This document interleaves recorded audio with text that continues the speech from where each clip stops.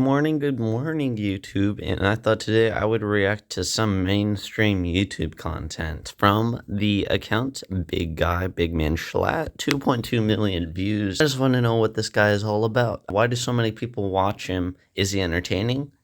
How mature is he? Is his humor worth it? Is his humor worth pennies? Is his humor worth nickels? We will find out right now.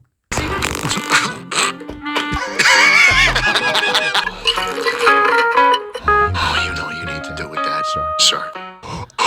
I made frozen jello. Sorry for my little burp. No, it's okay. I'm sure it wasn't too... We went for two reasons. One, No, man. Osama to the gates of hell.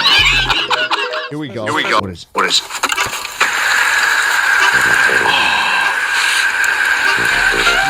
That might be the clip. That might actually be the most sad... I don't understand this guy, honestly, like his appeal. Personally, I'm not hating on him or anything. I don't understand his humor. How can you get to the point in life where you're laughing at this stuff? All I wanted was a chug splash. This is like middle school humor. And For what purpose? I discarded your performance. What purpose? I mean, he's good at what he does, but like, I don't know what he does. Like, I don't know how to feel about him, but we're gonna go to his most popular short, 49 million views. I'm just gonna play simple chess. I'm just putting my pawn in the Schlatt. Oh.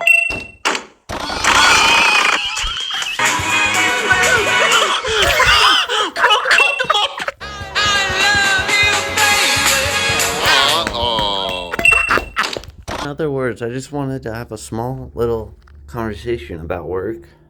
I got a notification on Instagram that one of my coworkers is feeling a little out of the loop when it comes to me working with other people. The people who work at a retail store, I hope you know you're getting paid by the hour to do work, not to conversate and talk. My coworker doesn't understand that he's so stuck literally in his head that he thinks everybody doesn't want to talk to him. Like, practically impossible to get through to him that I'm just being myself. I'm not gonna try and put the effort just because you think that I'm not talking to you enough. If you want me to put that much effort in, it's too much effort for me to become a quiet person.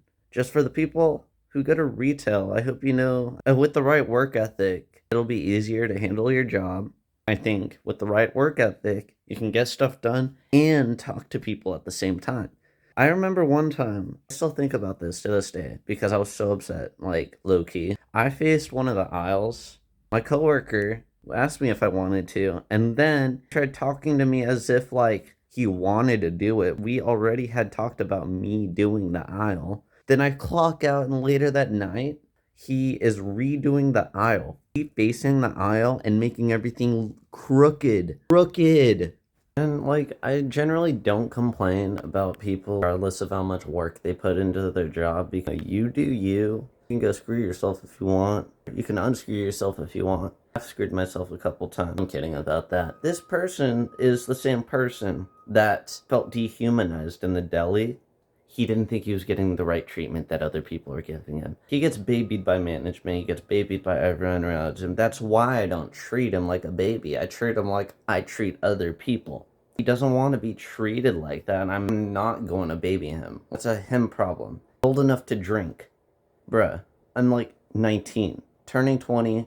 This guy puts on his story for 4 years. People have been getting buddy, but he hasn't. As if he isn't the one who is socializing with everybody at the store. I want people to quit dragging me into their issues at the store.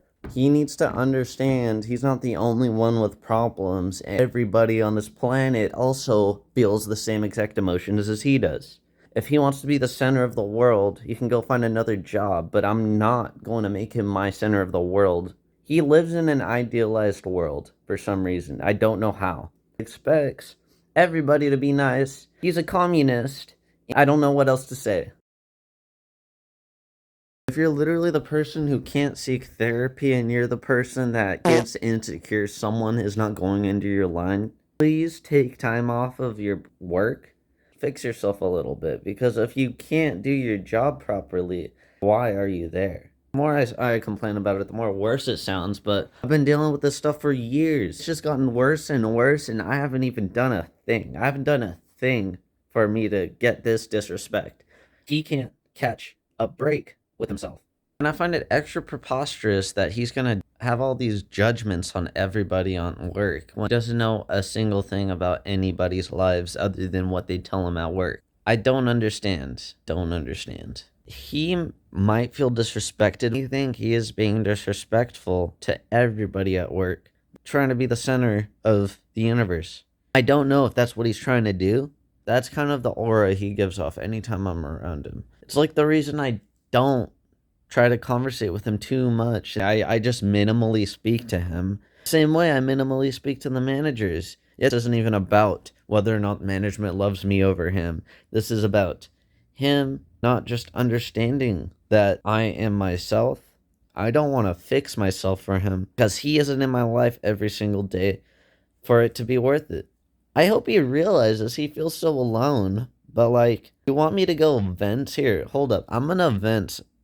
It is not comparable to this guy's life. Like, we are not at all the same. I don't understand what he expects from me.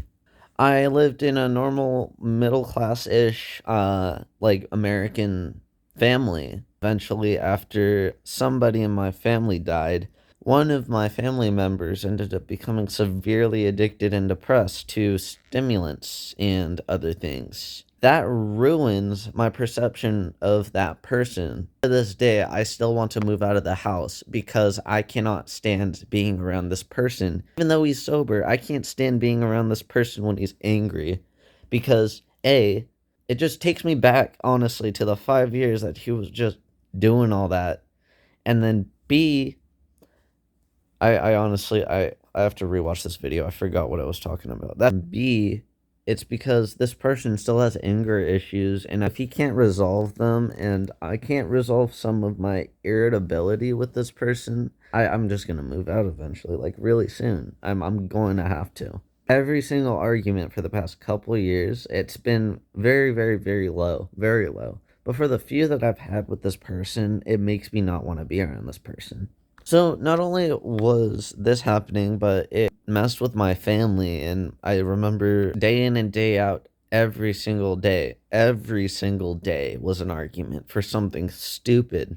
And the person that ended up getting addicted, he ended up becoming paranoid, talking about eating healthy and the UFOs and government stuff, and that just completely ruined a lot of my family life. Not only that, and then after that, I swear that was like the branching of my issues. Middle school comes along, and I'm still dealing with this stuff. I remember not being able to tell anyone because I just, at the time, I didn't know it was that bad as a kid. I genuinely I couldn't properly conceive how bad that it was in our family. Middle school, I ended up slowly losing friends, and then by freshman year, I had a handful of like people that I talked to. Like I wasn't even close to anyone in freshman year. It was until senior year that I got close to someone again. I had to spend 3 years dealing with the same problems in my head, and yeah, freshman year rolls along, and one of the friends I know becomes addicted, screwing his whole life over, and becomes an a-hole. Move on. Quarantine screwed me up, I know. I realized I was completely alone there because nobody actually contacted me. No one cares about my life. Later on, go senior year, that's when I started to screw my own life a little bit, and now I'm just on the search for a super close good friend or a super close individual, because I mean that's just what I don't really entirely have right now. And then while all that's going on, like, there's this one person at school that thinks I'm a racist. That's constantly weighing me down because I know I'm not. Then all these other little things. I mean, like, my friend in freshman year cut me off and straight up to my face laughed at the fact I sent a video to him just thanking him for being my friend. It was kind of cringe, but he did not take my feelings into any consideration, and that screwed me over. Not only that, but I had a fight at work to show that I actually care about my job, because no one actually took me seriously until they saw me putting in the effort. So, like, for the past, since senior year, since graduation, I've been dealing with the same issues with my friend that I'm friends with now. And we're still trying to figure that stuff out. It's been like 2 years. I'm saying it's not comparable to his life because he hasn't really had many friends to begin with, like, since day one. But he gets so much more support than me. And he gets so much more that he needs to be a little more appreciative that he can do more things at work than me socially. And it's not even like I'm not trying to compare myself, but it's just infuriating when this person's acting like no one cares about his life, when everybody has to think about him at work because he is the center of work. When he isn't even a manager, he isn't anything but a checker. I'm not even saying that he's unimportant for that. He needs to just do his job. It's just like, my issue is I just complain about a lot of things, but he mopes about a lot of things, and I am getting tired of his moping at work. We all have issues. I'm just gonna bring this up for he doesn't know. I was so screwed up, like depressed. I used to hit myself, and I got a little bit. But yeah, he doesn't realize that other people just have issues. Want to be my friend, try to take some psychedelics and go see how you are as a person, because if you don't feel comfortable doing anything like at all relatable to that, then like I'm gonna have a hard time talking to you. A certain kind of person living a certain kind of lifestyle. It's not my fault that we live two different lifestyles. It's not my fault that we have different hobbies. I do get along with 99.9% of people in public space, but he just cannot stop getting insecure with the fact that I'm talking to my friends at work. I don't know if we're friends, me and him. He makes it seem like we're not. I thought we were cool, but everything he does implies that we are not friends. And also, he's like a few years older than all of us, so it's just kind of like it makes sense that all of us are sticking together. I don't understand what his problem is with us getting buddy. If he wants to hang out with a group of people, like, okay, I'm gonna probably make a video. I might hang out with him in a group of friends and see how it is. I'm not gonna actually record him, but I might do a video with some friends.